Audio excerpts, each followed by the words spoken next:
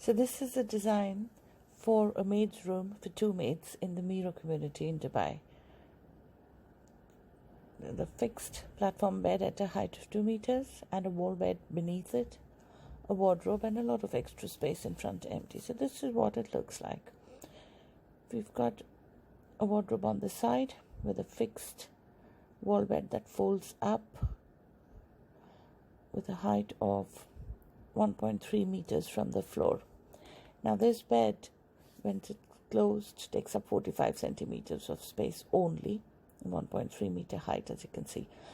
The gap between the platform bed on top, the bunk bed on top, is 80 centimeters, could be 70. This is 90 centimeters deep with a 200 centimeter thick mattress and platform, supported on the side with the wardrobe, so we don't need to have any columns in the middle. And then on one side with the wall, and the back obviously is supported, has got a full support. The 2 wardrobes here are enough for 2 maids. They're regular clothes. The top portion can, of course, which is empty, can also be used for storage. Now if you look, this height from the bunk to the top of the ceiling is 70, could be 80 centimeters as well. So the best solution for putting 2 maids comfortably in a tiny room.